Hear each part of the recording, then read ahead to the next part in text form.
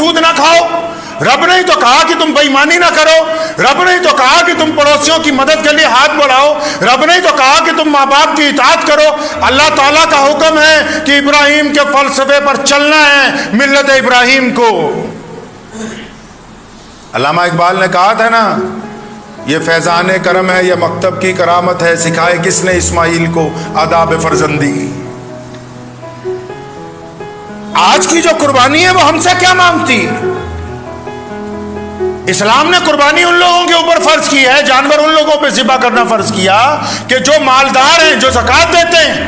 اسلام کے دو خلیفہ سیدنا ابوبکر صدیق اور سیدنا عمر رضی اللہ تعالیٰ عنہ جب خلافت کی مسند پر بیٹھے، اتنی غربت تھی کہ کپڑوں پر پیبند لگے ہوئے تھے۔ نہ ابوبکر صدیق رضی اللہ تعالیٰ نے اپنے دور خلافت میں کوئی قربانی کی ہے، نہ سیدنا عمر رضی اللہ تعالیٰ نے اپنے دور خلافت میں کوئی قربانی کی ہے۔ پتہ ہے آپ کو؟ کیونکہ رواج نہ پڑ جائے، غریب آدمی سوچے کہ میں کیسے کروں گا۔ ان کو حکم دیا جو روز گوشت کھاتے ہیں، ان کو حکم دیا جو زکوٰۃ دیتے ہیں، جن کو اللہ نے دولت مند بنایا ہے۔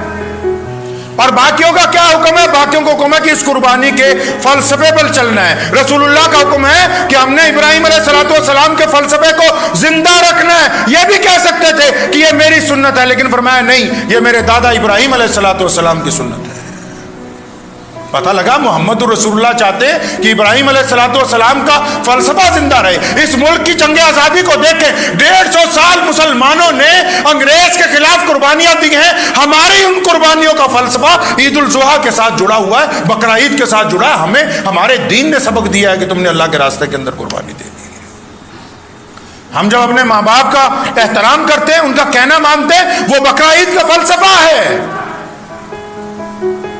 ہماری بیوی جب کسی نیک کام میں ہمارا ساتھ دیتی ہے، وہ حضرت ہاجرہ اور ابراہیم علیہ السلام کا وہ فلسفہ ہے جس کو حضور صلی اللہ علیہ وسلم نے ادا کرنے کا حکم دیا ہے۔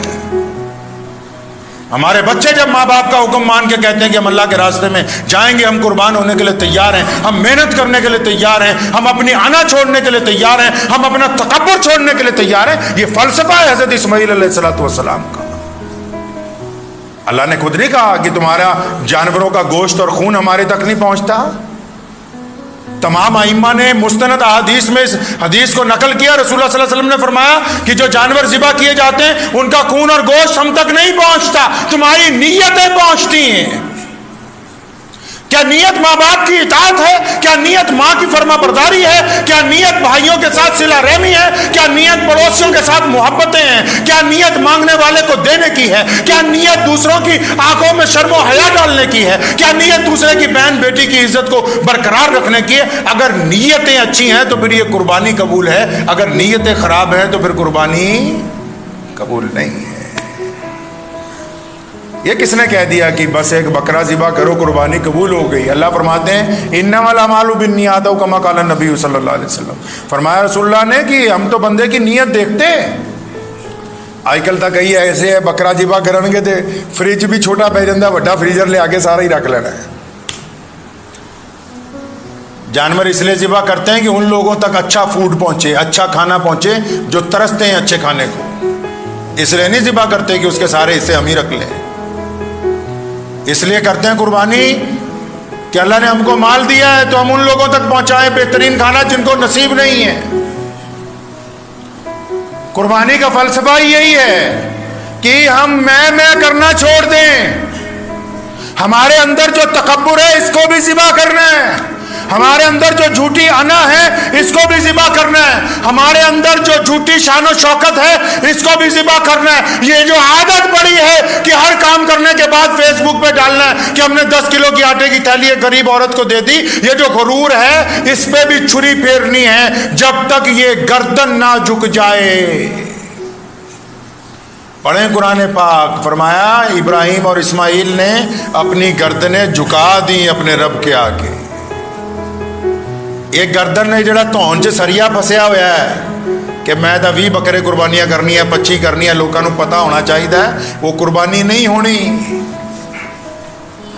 قربانی تب ہوگی جب آپ اپنے سے غریب کے ساتھ جھک کر ملیں گے، جب آپ اپنی آواز کو اپنے ماں باپ کی آواز سے نیچی رکھیں گے۔ یہ کس نے سمجھا دیا کہ صرف جانور قربان کرنے سے بقرعید کا مقصد پورا ہو جائے گا؟ اپنی انا کو، اپنے تکبر کو، اپنے غرور کو، اپنی جھوٹی شان و شوکت کو، اپنی دولت کو، اپنی ان بے حیا آنکھوں کو، اس بدتمیز زبان کو جب تک آپ لگام نہیں ڈالیں گے، جب تک اس کو اللہ کے راستے کے اندر قربان نہیں کریں گے، جتنے مرضی بڑے جانور قربان کر لیجئے، کوئی قربانی قبول نہیں۔